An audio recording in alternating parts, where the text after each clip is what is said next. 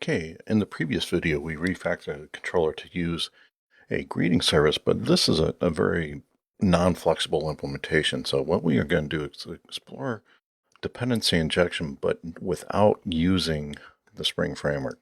We will do things manually. So I'm going to come in and create some new controllers. And in this one, I will call this a property injected controller.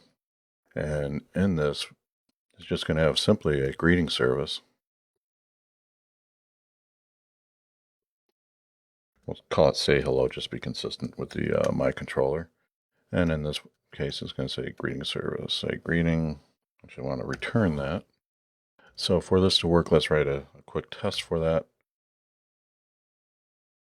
And we'll do a setup on that and also say hello. Here we'll say property injected controller. So we're going to, first we need to set that, and then here for the property, so I just set the greeting service equals new greeting service impl. And now we can just do a simple sysout. And I'm not doing any test assertions against the greeting. I'm just going to show the console output. Say hello. So that's going to call that method. And if we run this, you can see that we get the hello from the service. So now the service is being set by the property. And again, this is the least optimal way. The next preferred way would be via setter.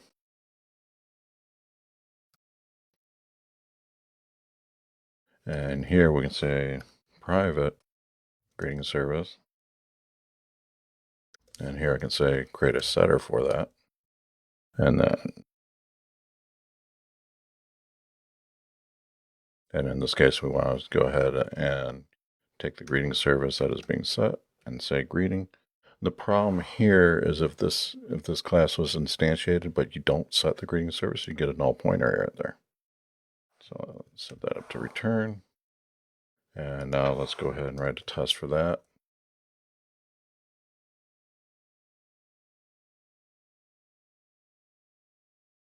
And again, here we'll set up the setter inject controller, and then our setup method will initialize that.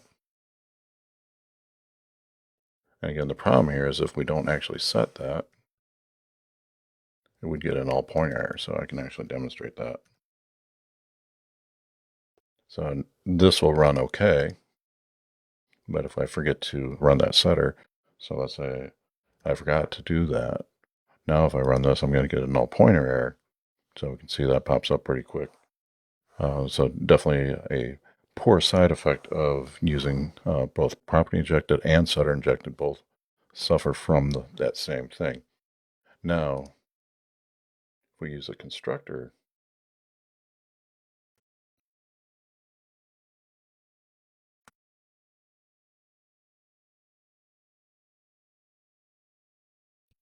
I just corrected the typo there in the name of the constructor injected controller.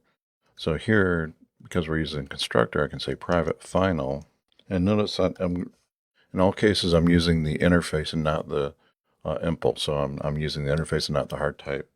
And here I can say in constructor, that is going to create, now I can only instantiate this class if I pass in a greeting service. Let me minimize that tool window. And finally, we'll also create a test for this. And we'll do a setup and also test that. Here in the controller, say that equals a new constructor injected controller, and this is also going to take in the new service. So what I'm doing here is, even though I'm using the constructor and I'm setting things up in the test, I'm really mimicking what the Spring framework would be doing. So in this case, Spring would be creating that constructor injected controller using the constructor, of course, but then providing it an instance of that. And in this case, I don't have another instance. If I had one, I can inject it there, but here I'm creating a new instance, which is perfectly fine for our purposes. So now if I do a system out, controller, say hello, you can see here this is going to run because everything gets constructed properly for us. So what I've shown you in this video is 3 different controllers, one by property, which is the least preferred way of doing dependency injection, a setter injected controller, that's probably the most least preferred, not as bad as property, then constructor injected.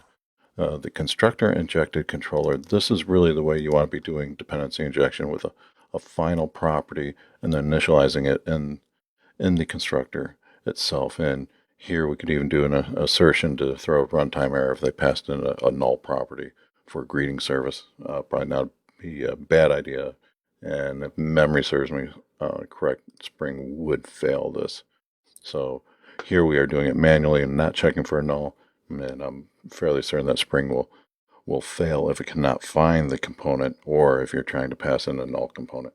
So everything works properly here, and what we are going to be doing coming up in the course will be exploring how we can do these same operations, but by using the Spring framework.